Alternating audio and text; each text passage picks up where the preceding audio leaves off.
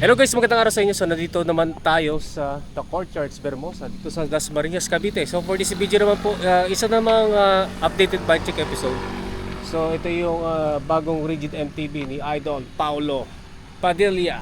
So sa matagal na sa channel ko, meron na kaming bike check video. 2 years ago yata yun. Yes, sir. Tagal na. Sa Dangray na ba yung pinakauli? Lasal. Sa Lasal, no? Dito lang. Ayun. Ano pala yung mga mga nakaraang mong rigid MTB noon? Hindi ko na maalala eh. Bali, yung frame nun, Giant Talon Mm. 2020 model. Then, bali nagpalit ako ng frame. Tapos yung fork, nagpalit din. Pero bumalik ako sa ganitong fork. Tapos dito. Naiwan lang halos wheelset gano'n. Wheelset na lang, no? Halos gano'n na lang. Ayun, so ito na yung bago niya, no? So, ano pala before tayo mag-start, Idol Paulo, ano pala yung mga factors na ang dahilan kung bakit nag-upgrade ka ng ganitong setup ngayon? Nagpalit ako ng frame kasi nung pagka-bike check sa akin, nagpalit ako ng Tosic 26er dahil dun sa head tube. Hindi pantay. Kaso, malalim siya masyado sa akin. Lagi ako namamanid dito. Tapos, nagpalit ako. Tapos, pinat ako na ng frame. Nag-medium na ako para lang mas madali mahabol kung stem lang. Sa stem lang. More on sa geometry habol mo, no? Geometry. Kailan mo ba na-i-build to? Yung frame January, pero yung latest, ngayon December, kasi latest yung cabs, yung drivetrain. So, ibig sabihin parang itong kabuuan ng setup na to, parang first time mo tinesting dito? Yung lahat. From San Pedro pa, no? Ayun. Saan ka dumaan sa Victoria? Dadaan pa lang mamaya. Mamaya, no?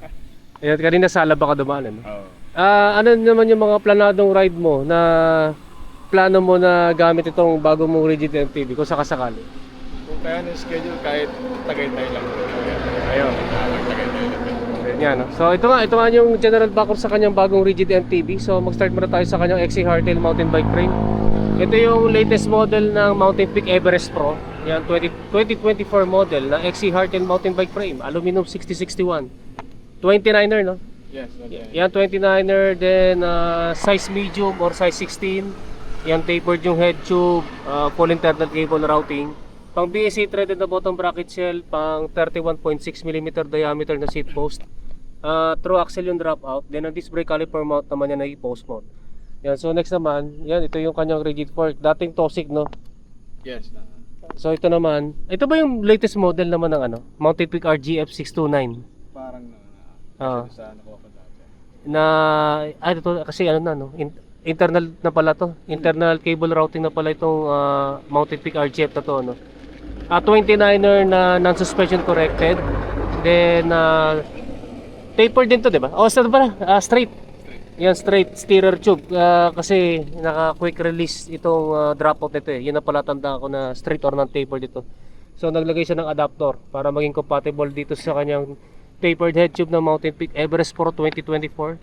Then ang disc brake caliper mount naman yan ay post mount, no? Yes. Yan, post mount. Next naman sa cockpit, ito yung kanyang handlebar. Yan, Control Tech 1 na aluminum, 31.8mm ang diameter, straight na may konting back sweep. Sabi mo kanina 640. Yan, 640mm ang lapad. Then sa grips yan meron ka, tama ba? Yung bar ends lang. Yung grips is Control Tech. Control Tech yung yung apple green. Yes. Parang apple green, chunky. So next naman sa kanyang stem, ito yung profile design na aluminum. Nakalagay dito 70mm ang haba, negative 17 degree ang angle. Sa tapered headset naman, yan, Mountain Peak na seal bearings. Yan, sa seat lamp naman, Risk na aluminum na Allen bolt type, 34.9mm ang diameter. Sa seat post naman, MOB, yan, SP272-0 na 400mm ang haba, 31.6mm ang taba. Zero setback na may dual bolt clamping system. Next naman sa kanyang saddle. Saddle, ito yung specialized na body geometry. Yan, laki ng butas sa gitna, no?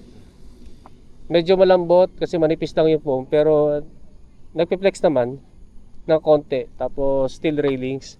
Pwede ba ma-share sa amin yung feedback, comfort dito sa saddle mo? Okay naman ba? siya yung ano eh, okay sa akin kahit Shopee lang yan. Mm. Pero nakapag-try ako ng ibang saddle, bumalik pa rin ako. Ayun, so ito pa rin napupusuan ng puwet mo, no? Ayun.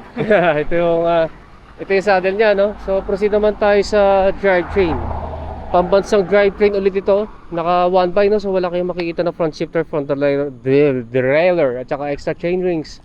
Sa rear shifter ni Idol, Shimano Deore XT M8100 ba? M81. Yun, M8100 na 12 naman, 12 speed. Ayun, naka 12 speed pala to si Idol, no? Sa kanyang crank, Racework Dream. Uy, na-miss ko tuloy yung dati kong Racework Dream. Yan yung dati kong crankset eh. Pero wala nang nagbebenta ng ganito, no, na model. Nung pandemic to eh. Nung pandemic na uso to eh. Gano'n pa kahaba yung crank arm to? 170? 170. 170mm ang crank arm. Pang purpose built na pang 3x. Bali 104 BCD sa dalawang chain rings. Then 64 BCD para sa granny ring. Then sa yung chain ring nito parang baliktad eh. Pinaligtad ko talaga. Ano? Decas to? Ah, Yung pambansang brand Decas na chain ring. Ilang teeth to? 36. 3060 na rounded, no? Then next naman sa yan, ito yung kanyang Shimano M520. M520. Yan na MTB clipless pedals. Sa chain naman, Shimano M6100 na Deore na 12 speed. Sa ano naman sa MTB cassette bracket niya, no? Sunshine. Sunshine. Yan, Sunshine na 11 ano to? 46 11 pilango. 1146 1150. 46. Ayun, 1140-60 na 12 speed, no? So next naman sa kanyang RD, yan Shimano Deore M6100 na 12 speed. So ito yung sa drivetrain setup na kanyang MTB. Sa wheelset naman, ito yung kanyang gulong Vittoria Terreno XC Race, katulad ng naibike ko doon sa naka elves. Yan, ano na naman ang size nito? Medyo mas maliit naman to. 29 by 2.1 na foldable and tubeless ready, no? Ibig sabihin magana tong kanyang gulong. Sa sa kabuuan na naman kanyang rim set, yan Aerowick Bronco ulit. Yan Aerowick Bronco, magaan kasi ito eh. Magaan at saka reasonable yung price nito, no? Ano pala, yung since na 29er to, aluminum double wall 28 holes. Then sa spokes and nipples, ano yan, pillar na straight pull. Yan, bladed na straight pull. Then sa ano naman sa hubs, ito yung Aerowick 6 poles yung hub, 6 poles itong hubs na to, no. So i-check natin yung tunog nito, Idol, kapag naka-free.